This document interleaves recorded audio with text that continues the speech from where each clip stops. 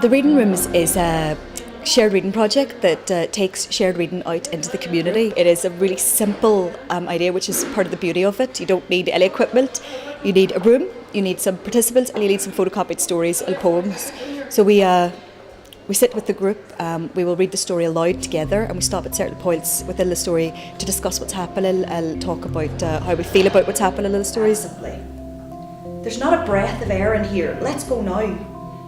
It sounds incredibly simple, but I'm constantly shocked and delighted by the experience.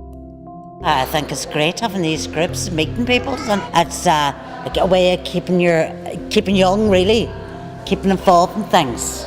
You'd be sitting in the house and you'd just be sitting sleeping. Wherever you're out, you're talking, you're meeting all different things, and you're sharing things in your life and sharing things with other people, letting you know what's happening. It has so many positive attributes. I mean, apart from the very obvious literacy benefits for kids and things, we have the issue of social isolation. It's a lovely, fun, easy thing for people to come out and get together and do. He pushed himself up onto all fours. The wall swung into view beside him, wet and black with algae.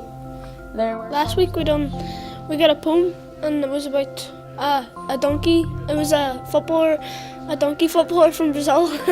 It's funny, so it is, and we always have a bit of crack, and the stories are interesting, and all my friends being there. I had taught for 30 years and thought that I knew everything about English and about how to enjoy stories and how to use literature, and it was a real shock to me when I took part in the training. It became a new experience. The written word became something really exciting. It's helping us out to read more in class and stuff. Know what more word is if you did get stuck in a couple of words. We like taking part in it because it's interesting to hear other people read out to us, so we can know how to pronounce them properly. With the reading rooms, it was enjoyment, it was that your opinion was valued, and I thought this would be absolutely brilliant for our children because it's great to see literature as it's meant to be enjoyed. I would advise it for anybody who has the opportunity to introduce it to their school. So tell me this, what do you think? Will we do this? My name's Angela, and I work with a group of, we call them clients, with various learning disabilities from 50 up. It's a good wee group that they talk to each other and interact and mingle. It brings them out of their shell a bit more.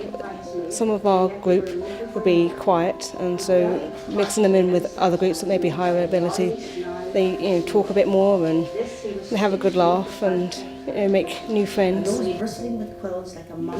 Well, I find when we finish and we go back to our centre, they will talk about it, and it gets them interested in different aspects of their lives, because maybe some of our group doesn't get out as much. So reading books and stories, it gets them using their imagination, and as I say, it gets them talking.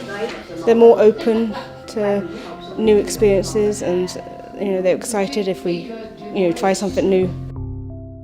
I do the reading room with the over 50s group up in the Rathmore Centre in the Craigan. They're all women. It's up and running and going fantastic, and they seem to love it. This group are very participatory in various ways, not just in the group, but they are members of the wider older people's groups. One of the things that quite a few of them have said about the group that's different from their normal activities, and maybe this might be an indicator, is that the stories and the focus on the stories lead them to think and discuss things together that they never ever would dream of. The discussion is also an amazing part of the process, in that within these groups, within the discussions, people get the opportunity to air things that they might not have ever talked about. I've been privileged to have people share some really, really personal and genuine moments in their lives with myself as part of the groups, and every group's different, but every group's a real learning experience. at home now. You'll have your woman Chris now. He's ashamed he doesn't want Chris. Because he doesn't want Chris to make because he... Future of the reading rooms hopefully is expansion. I would like to see us in every care home in Northern Ireland. I would like to see us in every school. I would like to see us in every community centre. I would like to see us in prisons, in hospitals. I don't think the benefits of these groups for people's mental health and for all those kind of those issues of social isolation and the benefits of getting out there and talking to people and talking about issues and talking about things that are close to your heart through the prism of really good quality literature can be underestimated. This year, the Verbal Arts Centre has had the privilege of working with the Reader organisation in Liverpool in delivering the Reading Rooms project. This project, which is volunteer-led, has opened up a whole new vista of working for us, where we're out in the community in health and well-being settings, making a transformative change to people's lives. The reason why it was a pilot this year was to see if the concept would work in Derry and in Northern Ireland, and we feel it has, really with the support we've got from Liverpool. So I'd like to thank them, but also like to say, here's to next year.